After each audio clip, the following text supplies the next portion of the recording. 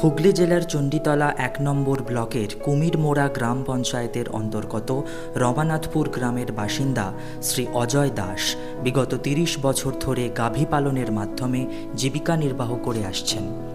দীর্ঘদিন অবধি দেশি গরু পাল ধরিয়ে চাষ করবার পর অবশেষে তিনি কৃত্রিম প্রজনন পদ্ধতি অবলম্বন করেন এবং এর ফলে তার উপার্জন অনেকখানি বৃদ্ধি পায়। আপনার কটি গাভী আছে? এখন আছে 7টি। আর গরুগুলো আবার গর্ভবতী? হ্যাঁ, ফের গর্ভবতী। তোমার শঙ্কর ছিল না, দেশি গরু সব ছিল। তা প্রথম আপনি ওই যে চণ্ডীতলায় গিয়ে শঙ্কর গরু করালেন, ওটার মানে ওই আইডিয়াটা আপনি কিভাবে পেলেন? আমি এখানে একটা ওই শঙ্কর কিনেছিল একজনের কাছ থেকে, কিনে বললে এই গরু এখানে হবে না, ওই ইনসান দিতে হবে। সেইখান থেকে চান বললে এখানে ইনসান দিয়ে চণ্ডীতলা নিয়ে চলে যায়।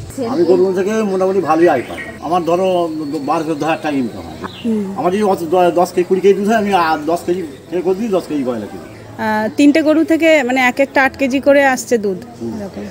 আপনি গরুগুলোর পাল কোথায় ধরান? ওই যে ডাক্তার কিনে নিয়ে যায়, প্রাণী স্বাস্থ্য কেন্দ্রে নিয়ে যান। এইভাবে মোট আপনি বাড়িতে কতগুলো বকনা বাছুর পেয়েছেন? আমি অনেক পেয়েছি, 7-8টা পেয়েছি। তা আপনি নিজে যখন এতটা উপকার পেয়েছেন, আশপাশে অন্য চাষিদের দেখেন, তাদের উদ্দেশ্যে আপনার কি বার্তা থাকবে? বলি যে ওখানে নিয়ে যাও, পরিশোধ কম নিয়ে যাও। এবারে যে ডাক্তারগুলো এটি খুব ভালো।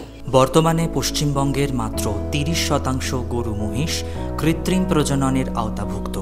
বাকি 70%কে এর আওতায় আনতে পশ্চিমবঙ্গ গো সম্পদ বিকাশ সংস্থা সর্বদা তৎপর রয়েছে।